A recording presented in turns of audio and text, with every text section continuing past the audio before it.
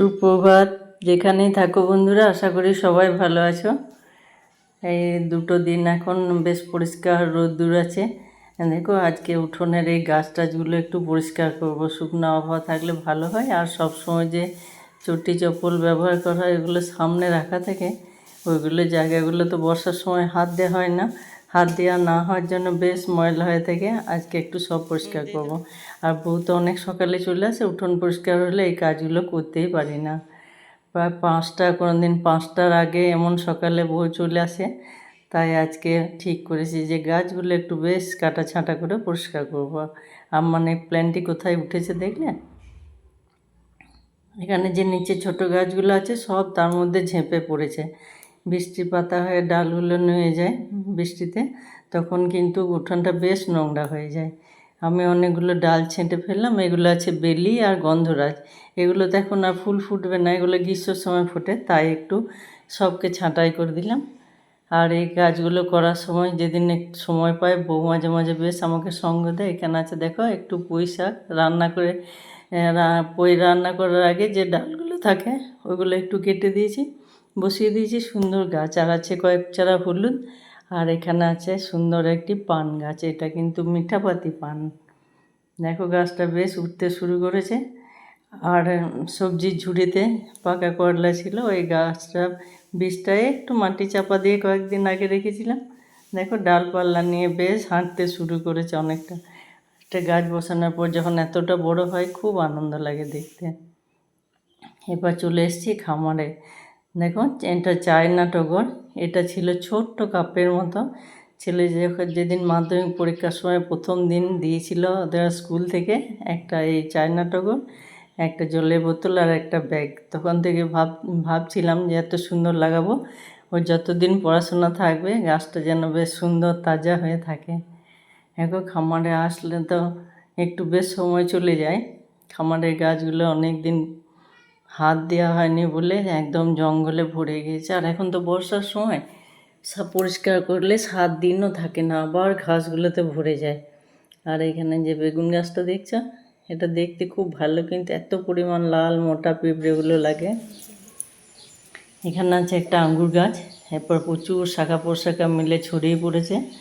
আঙ্গুর গাছটা বেশ সতেজ। যদি এবার ধরে দুটো তাহলে খুব ভালো লাগবে। খামারের কাজ, উঠোনের কাজ সেরে চলে এসেছি দেখো বাড়িতে। তো ভাবছি যে কি করি।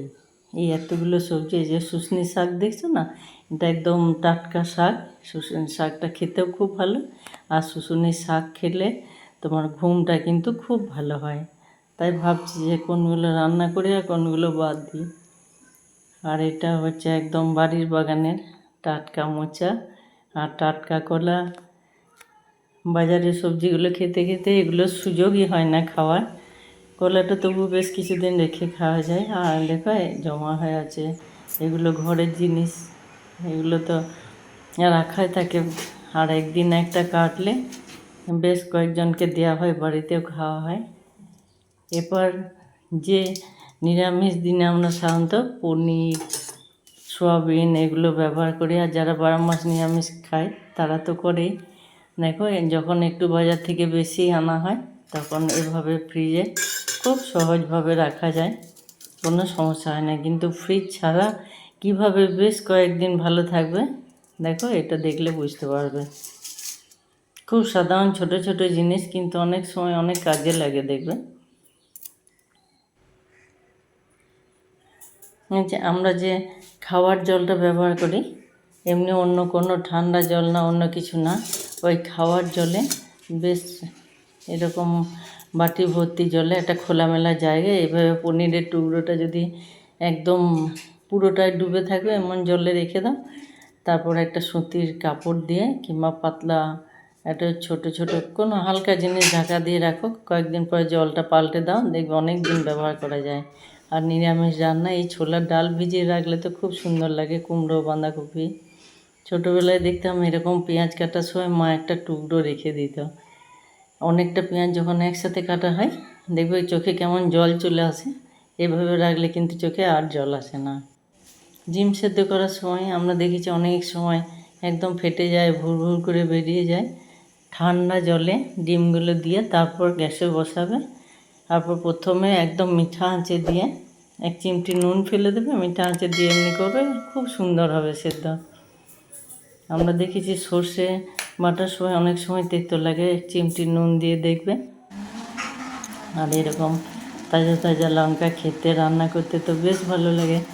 তো ওইগুলো ভালো রাখার জন্য বোকাগুলো এভাবে ছাড়িয়ে একটা বেশ খোলা জায়গাতে নিচেতে একটা সুতির কাপড় দিয়ে এইভাবে রেখে দেবে। ফ্রিজ ছাড়াও কিন্তু অনেক দিন ভালো থাকবে। আর গাগুলো যদি ভেজা ভেজা হয়ে যায় তখন একটা পেপারে একটু হাওয়াতে মেলে দিয়ে আবার রেখে দেবে, বেশ অনেক দিন খাওয়া হয়।